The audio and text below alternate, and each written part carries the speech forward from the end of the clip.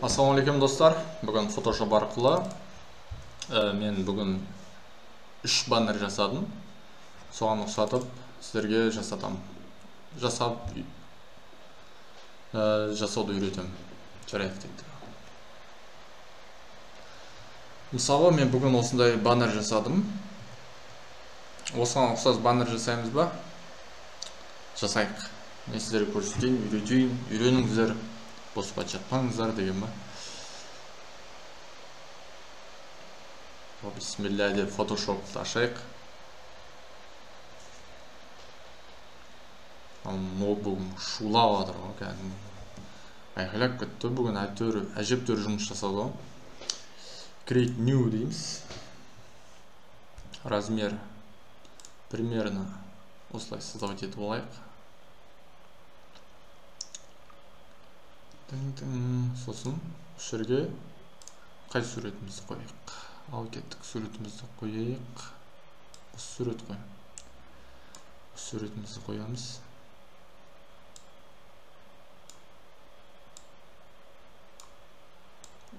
Кетіп алайық. Окей. Ctrl-G.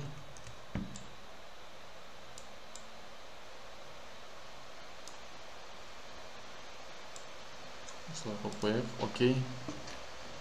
Осы жерде мына жерде жоқ қылу керек. Ол үшін мына жерде инструмент таңдаймыз. Close stamp деген. Осы екеуін қосып жіберейік. Ctrl-E деп. Осыны бүйтіп алып тастап тұрамыз, осылай басамыз. Экран. Осылай қойып жібереміз.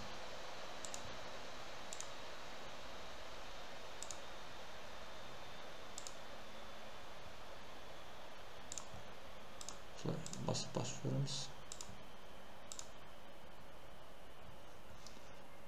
Міне осымен әдемілеп қойып қойды кәдімгідей.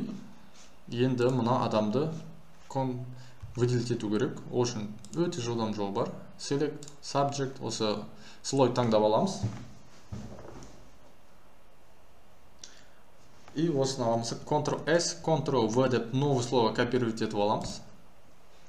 Енді жаңа мен ашқандай басқа нелер жоқ бізденші. Осыған ұқсатып баннер жасаймыз. Бүйтеміз. Ал енді жасыл жерде эллипс деген таңдаймыз. И осылай круг салып аламыз. Осы жерде төменге қарасақ, үстінен обводкасын өшіріп тастаймыз. Заливкасын жасыл түске бояйық. И осыны алып барып төменге апарып қоямыз. Енді осыны копировать етеміз. Ctrl-G деп. Ctrl-T. И alt кнопкасын ұстап тұрып жоғары көтереміз. Көрдіңіздер ғой. Енді бұл жерде заливкасын өшіреміз. Обводкасын жасыл қыламыз. Енді осыны тағы да копировать етеміз. Ctrl-G, Ctrl-T деймізді. Alt кнопкасын ұстап тұрып, мына жерден көтереміз бұлай. Ровно көтеру үшін.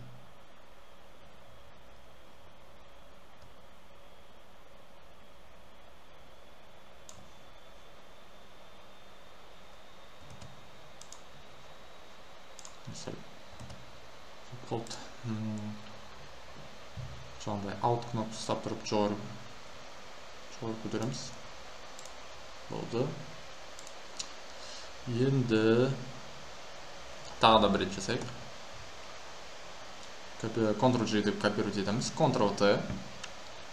И бұны жоғары тағы көтереміз. Болды. Енді осының прозрачный қыламыз кішкене. Осысын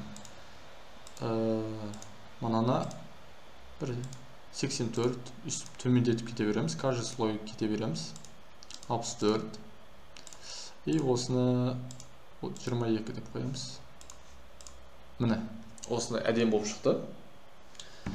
Енді осыны мына жерге тендер арқылы 5000 теңге табудың нақты 3 қадамын 1 сағатта үйреніп шығыңыз деген текстер жазып шығамыз. Ол үшін осылай выделить етіп алсақ болады. Өшіріп тастаймыз. Өшіріп жазамыз. Тендер арқылы осылай жазып аламыз. Окей деп басамыз. Осы жерде бүйтеміз де тендер арқылы дегенді үлкейтеміз. Характер немесе мына жерде де үлкейтетін не бар. Үсті келіп үлкейтіп аламыз. Оны былай келіп шетке тақап қоямыз. Мынаны шетке тағып қойсақ болады. Нақты жерде Enter басамыз. Енді осы жерден шрифт таңдаймыз. Бұл жердегі Samsung да бір сондайды ғой.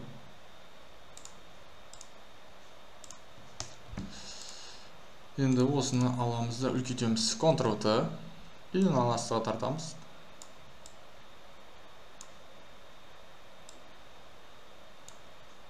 Сәл кішірейтеміз. Мына жерде сәл үлкейтіп жүру керек. Осы тендер арқылы деген белгілемейміз. Сөйтіп аламыз. И арасын ашу керек. Арасын ашу үшін мына жерде осын белгілеп жоғары көтереміз.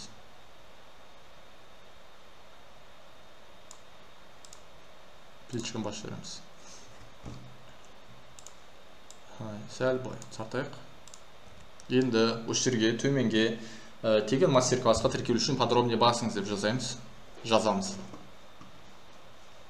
Тағы да жаңадай белгілеп аламыз. Осылай тегін мастер-классқа тіркелу үшін подробнее басыңыз дедік. Енді осы жерде жаңадай жақындатамыз бір-біріне. Осылай алып келеміз де қойып қоямыз.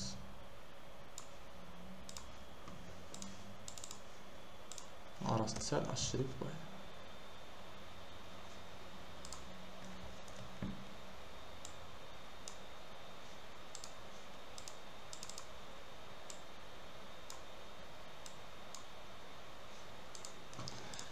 Енді үстіп аламыз. Негіз бұны сәл жоғарырақ қойық. Что-то ұнамай тұр маған астына.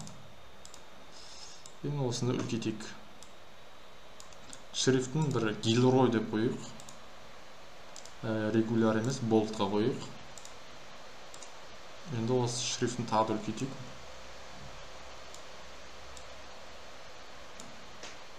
Енді осы жерде Rectangle Tool деген табамыз да. Сөйтіп осын белгілей аламыз. Бұның түсін мына жерде строк өшіп тастаймыз. Обводкасын сол жасыл түске бояймыз. И осы жерге кіріп тень создать етейік. Drop Shadow.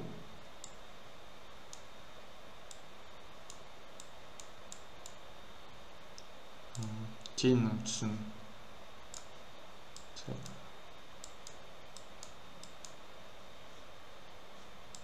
осылай жасайық.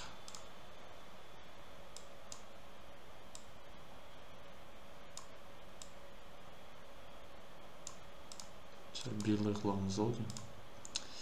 Окей дейміз. Енді сәл тағы темный қылайықшы.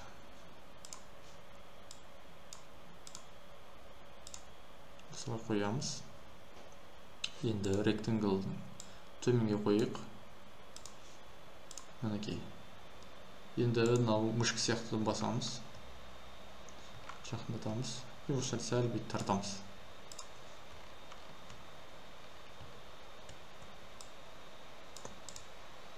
Қараңыздаршы, қандай әдемі болды. Енді мынау элементтерді қою керек. Бұл элементтерді мынау тендер дегенді бояу керек. Бүйтіп аламыз да. Бұны жасыл жаңағыдай жасыл характерге басамыз. Color. Осы жерде мынау өзі пипеткі сияқты. Бұл жерде бас жеріміз. Окей дейді. и 3 қадамын 1 сағатта деген тоже белгілеп аламыз да. Color и тура сол жасыл басып жібереміз. Окей. Птичканы басып жібереміз. Болды. Енді жаңағы мына элементтерді қайдан аламыз десеңіздер, онда бүйтеміз. Google Chrome'да ашамыз. Осы жерге жазамыз. Деньги, PNG, Smile. Осы жерге кіреміз. Осыны таңдаймыз. Жоқ, бұл емес. Мына осы сайт. Осы жерге кіреміз. Осы жерде төменде скачать деген болу керек. Скачать PNG. Я человек. Велосипед таңда дейді. Так. Готово дейміз. Скачать етіп алдық. Енді оны апарамыз да міне. Фотошопқа прямо қойып қоямыз. Осыны аламыз, үсті қойып қойдық. Качествосы сәл нашар екен. И осыны аламыз да blur, gauche blur дейміз.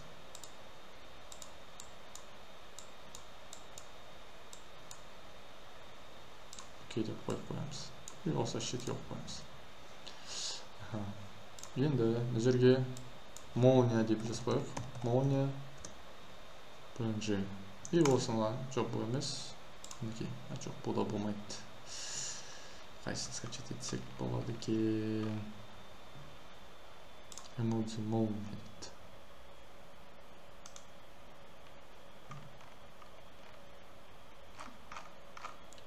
дейді. Осыны примерно осыны қойып қойсақ, визит дейміз да.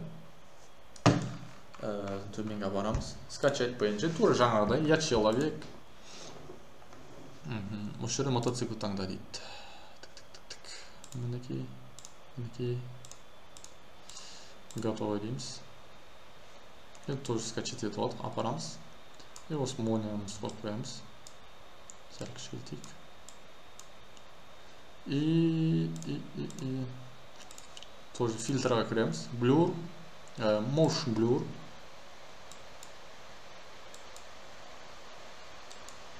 И окей деп басамыз. Енді не қалып кетті? Вот біздің осымен жұмысымыз дайын болып қалды, бірақ соңында бәрін выделить етіп аламыз. Новый папка кіргіземіз. Ctrl-G деп папканы копировать етеміз. Ctrl-E. И Ctrl-E дегенде бәрі бір картина болып дайын болады. Енді фильтрға кіреміз. Камера RAW фильтр.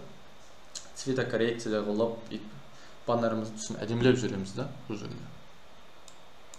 И осылай оңға қарай тартып, негізі бай өзіңіз профессионал болсаңыз, әдемілеп жасауға болады. Мен өзім осылай қолданамын. Көзбен қарап, примерно қылып әдемілеп бересіздер. Мінекей, яркий әдем болып шықты. Енді осыны саған етеміз. Ctrl-S. Save on your computer. PNG. И tender. Баннер. Тест. Просто тестовый, да? Сохранить. Окей. Жаңа жасаған баннерімізді енді көрейік. Тест баннер. Қараңыздаршы, достар, осылай баннер жасап, неге табыс таппасқа. Егер сіздерге пайдалы болсам, лайк басып тіркелуді ұмытпаймыз. Сіздерге барынша пайдалы болуға тырыстым. Білім алыңыздар, үйреніңіздер. Осы видеоны соңына қарағанның өзі үлкен кішкене болсын жетістік қой, негізі молодец. Ризамын сізге. Лайк басып тіркелуді ұмытпаймыз. Төменге TikTok парақшамда, Instagram парақшамды қойып қоямын. Тіркелуді ұмытпаймыз. Алғыс айтсаңыздар қуанып қалар едім негізі. Дұға жасап қойыңыздар, не болса білмейміз ғой енді.